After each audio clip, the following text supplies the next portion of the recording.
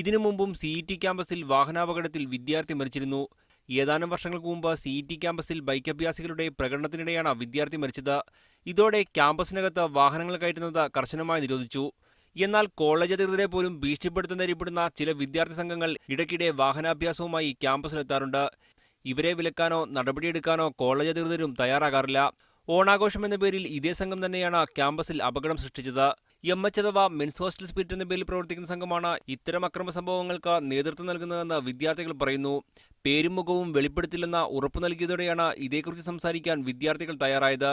അതോറിറ്റീസിനെ ചീത്ത വിളിച്ച് ഇവർ കൂളായിട്ട് അതിനെ ലംഘിച്ച് റൂൾസ് ബ്രേക്ക് ചെയ്ത് ഞങ്ങളിവിടുത്തെ രാജാക്കന്മാരാണെന്ന് കാണിക്കാൻ വേണ്ടി ഉണ്ടാകുന്ന ഒരു ഷോ ഓഫിങ്, അതിന് ഒരു ജീവിതങ്ങളാണ് അതിൽ പൊലിഞ്ഞു പോകുന്നത്. എന്ത് ചെയ്താലും SFIയുടെ സംരക്ഷണം ലഭിക്കുമെന്ന ഉറപ്പാണ് ഇവരുടെ ധൈര്യമെന്ന് വിദ്യാർത്ഥികൾ പറയുന്നു. SFI അവരുടെ പരിപാടികൾക്ക് വേണ്ടി ഇവരെയൊക്കെ വിളിച്ചു കൊണ്ടുവന്ന് അവരുടെ പരിപാടികൾക്ക് വേണ്ടിയിട്ട് ലോറിയിൽ കുട്ടികളെ കൂട്ടിക്കൊണ്ടുപോവുക. അതിന് പകരമായി ഇവർ ചെയ്തു കൊടുക്കുന്നത് ഈ ഫ്രീഡം നൽകുക. എന്ത് തോന്നിയാസം കാണിച്ചാലും ഞങ്ങൾ പ്രൊട്ടക്റ്റ് ചെയ്യാനുള്ള ധൈര്യം കൊടുക്കുക.